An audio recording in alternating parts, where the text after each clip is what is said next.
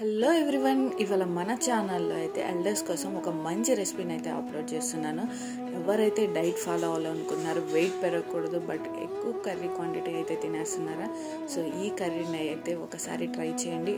Oil కారం అయితే చాలా లైట్గా యూస్ చేస్తాము అండ్ మీరు కర్రీ క్వాంటిటీ కూడా ఎక్కువ తీసుకోవచ్చు. మీ స్టమక్ అయితే చాలా స్టేబుల్గా లైట్గా ఉంటుంది అండ్ ఫైబర్ కూడా ఎక్కువ గెయిన్ చేసుకోవచ్చు. ఒకసారి అయితే ఈ కర్రీని ట్రై చేయండి, ఈ రెసిపీ ట్రై చేయండి. మీకు నచ్చితే కనుక మీ డైలీ రొటీన్ లైఫ్లో అయితే కంపల్సరీ యూస్ చేయండి. మా లైఫ్ స్టైల్ అయితే పక్కా డైలీ అయితే ఈ రెసిపీస్ యూస్ చేస్తాము. చాలా మంచి రిజల్ట్ అయితే ఉంటుంది. Don't miss it and enjoy the recipe. ఈ కర్రీ ప్రిపేర్ చేసుకోవడానికి ఒక హాఫ్ పీసు సొరకాయ పీసుని తీసుకున్నాము, అరమొక్క. ఇలా పీల్ తీసేసుకోవాలి దాన్ని, సొరకాయ ముక్కని.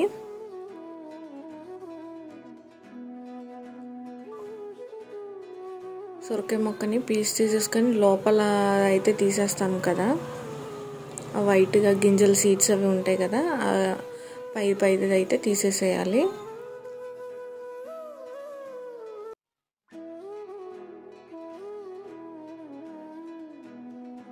అండ్ ఒక 3 బీరకాయ ముక్కలు అయితే తీసుకున్నాము, ఇలా వీడియోలో చూపించినంత క్వాంటిటీలో.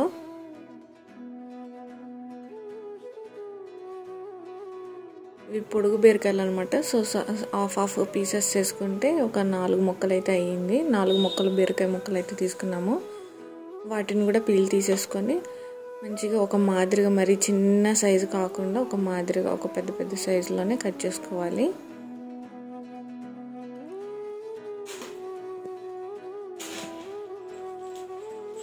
మొత్తం మనం తీసుకున్న బీరకాయలు అండ్ సొరకాయ ముక్క మొత్తం అన్నీ కూడా ఇలా మంచిగా కట్ చేసుకోవాలన్నమాట. అండ్ ఒక ఆనియన్ తీసుకున్నాను, ఆనియన్ కూడా పీసెస్ చేసేసుకోవాలి.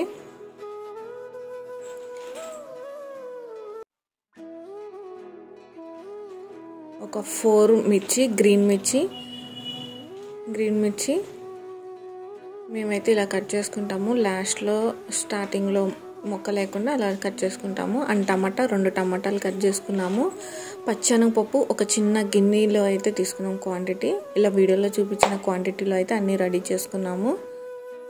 అండ్ దీనికి కుక్కర్ అయితే పెట్టుకుంటాము, ఇది ఈ కర్రీ చేసుకోవడానికి. అండ్ 2 స్పూన్స్ ఆయిల్ అనేది వేసుకున్నాము. ఇందులో పోపు గింజలు, కరివేపాకు అండ్ మనం తీసుకున్న 4 గ్రీన్ మిర్చిని అయితే వేసుకోవాలి.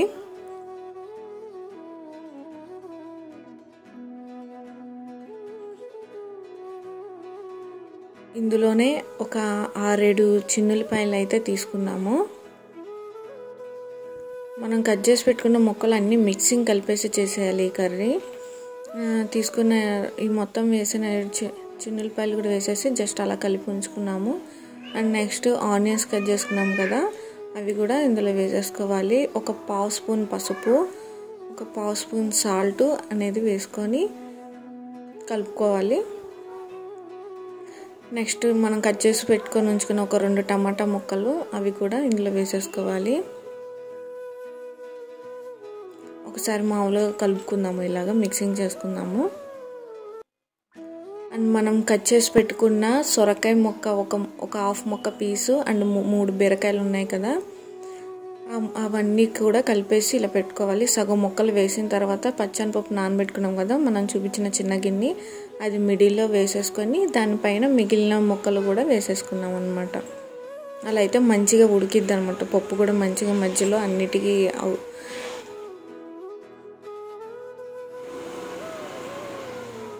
సో ఇలా అయితే కలిపి పెట్టేసుకోవాలి మంచిగా. ఒక టీ గ్లాస్ వాటర్ అనేది పోసుకున్నాము మంచిగా ఉడకడానికి ముక్కలు అవి. తర్వాత కుక్కర్ అనేది పెట్టేసి విజిల్ పెట్టేసుకున్నాము. ఒక 5-6 విజిల్స్ వచ్చిన తర్వాత అయితే చూసేసుకుంటే మంచిగా ఉడికిపోతుంది. మీకు ఇంకా ఉడకలేదంటే జస్ట్ మీడియం ఫ్లేమ్లో పెట్టి ఒక 2-3 మినిట్స్ ఉడికించుకోండి, సరిపోతుంది. మాకైతే ఉడికిపోయింది. చాలా హెల్దీ అండ్ వెయిట్ లాస్కి మెయింటైన్ చేసే వాళ్ళు కూడా చాలా బెనిఫిట్ ఈ కర్రీ. సో ఎంజాయ్ చేయండి.